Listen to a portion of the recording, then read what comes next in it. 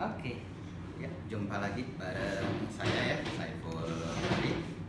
Oke, teman-teman, di hadapan saya ini ada beberapa peralatan ya yang sudah disiapkan. Ini ada Ropresso, lalu kemudian ada FP ya, Radius Press, ada jug, ada timbangan, dan ada kettle. Kettlenya ada dua ya. Oke, nanti saya ceritakan kenapa harus ada dua. Oke. Jadi ceritanya sore hari ini saya akan membuat panduan gimana caranya bikin cafe latte dengan menggunakan Ropresso.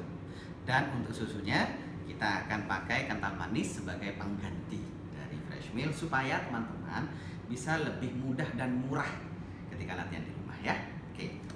Oke, seperti biasa ya, ketika kita bikin espresso baik secara manual maupun mesin, kita perlu menggiling kopi ya, grinding, lalu kemudian dosing, memasukkan bubuk kopi yang sudah kita giling tadi ke portafilter, ini namanya portafilter.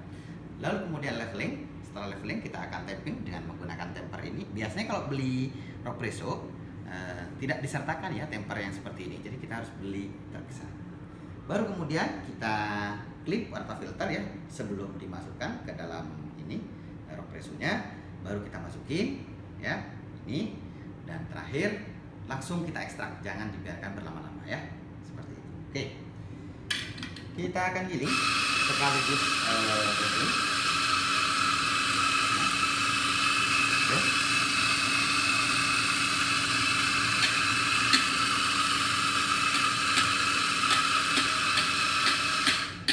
Oke, ya, oke, ini kita akan leveling ya, dan teman-teman pastiin kita akan tamping ya seperti ini.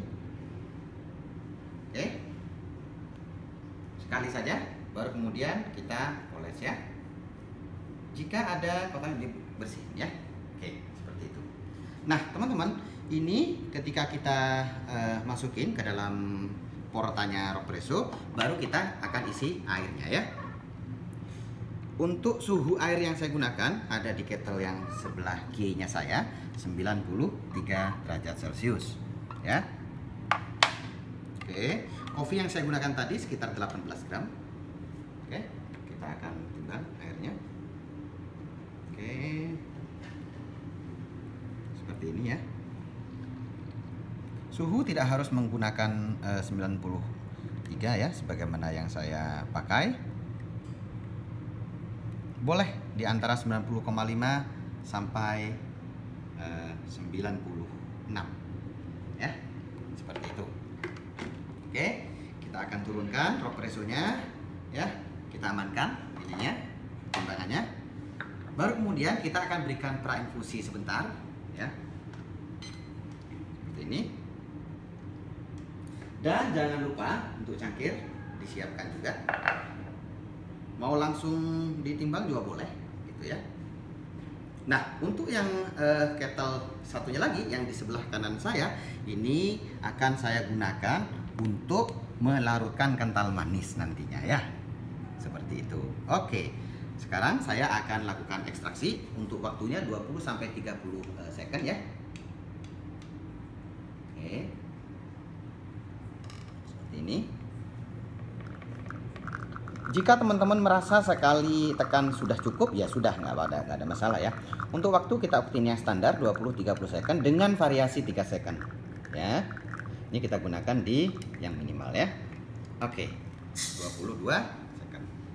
Oke, hasilnya seperti ini ya, teman-teman bisa lihat ya. Kremanya masih termasuk cantik ya. Oke, kita amankan susunya.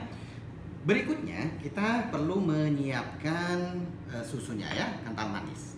Oke, ini dia kental manisnya ya. Teman-teman bisa menggunakan merek ini atau merek yang lainnya. Dan saya akan gunakan sekitar 30 gram plus minus 3 ya. Jadi bisa sekitar 27 atau 33 maksimum. Ya nggak usah kaku harus 30 gitu. Nggak. Nanti teman-teman pun juga bisa menyesuaikan, bisa menambahkan, bisa mengurangi. Yang penting karakternya pas gitu ya, nggak terlalu manis, nggak terlalu pahit gitu ya.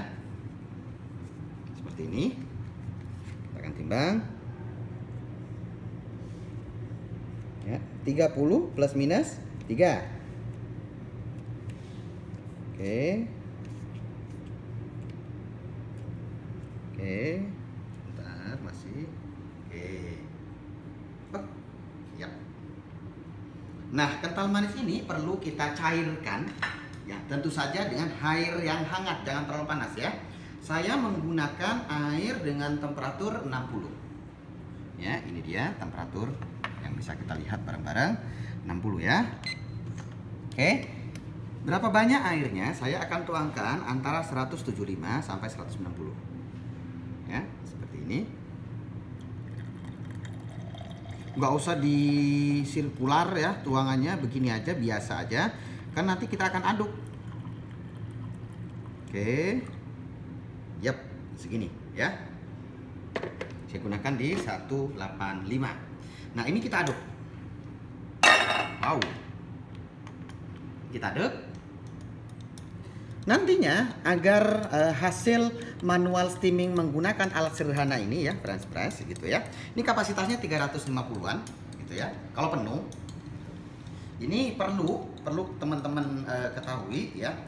Ada dua kunci. Kunci yang pertama adalah ini ya, plunger bagian bawahnya ini jangan terlalu sering ya keluar dari permukaan susu ya yang ada di FB. Yang kedua, nanti proses neken ngocoknya itu begini. Jadi ada setengah lingkaran. Jadi kalau misalnya di mesin itu yang kenapa ini tidak disarankan sering keluar dari permukaan agar stretchingnya itu pas ya.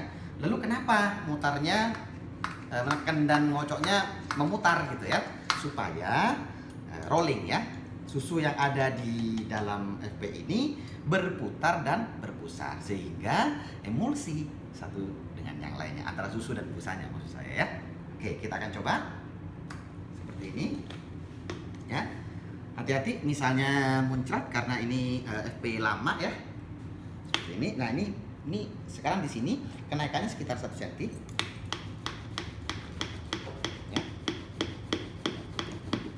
Ingat yang tadi jangan terlalu sering keluar, dan yang kedua gerakannya adalah gerakan setengah lingkaran ya, memutar ya. Jadi stretching, rolling itu ideal ya. Untuk heating ya di sini nggak bisa ya karena sudah diset di air yang tadi. Oke. Saya kira cukup. Ini kita ambil ini ya, baru kita akan tuangkan ke jug yang sudah saya siapkan ya. Oke. Ini dia jugnya. Kita akan tuang seperti ini.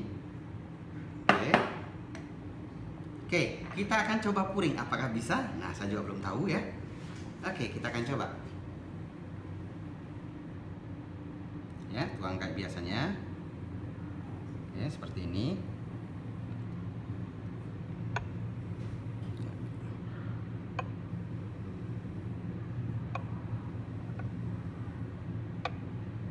Oke, coba lagi. Cut. Finish ya.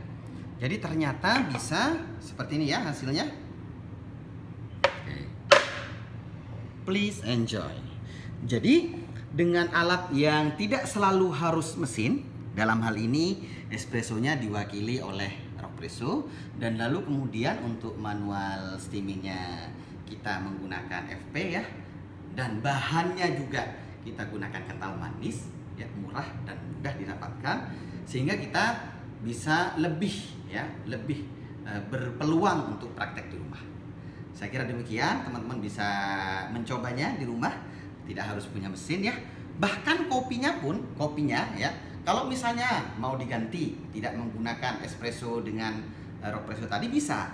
Misalnya dengan menggunakan kopi saset yang tanpa ampas. Di video-video saya sebelumnya sudah saya buatkan panduannya, jadi teman-teman tinggal menontonnya ya.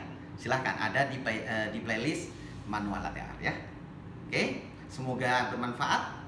Silahkan ya dicoba di rumah, dan sampai jumpa di video berikutnya ya. Terima kasih.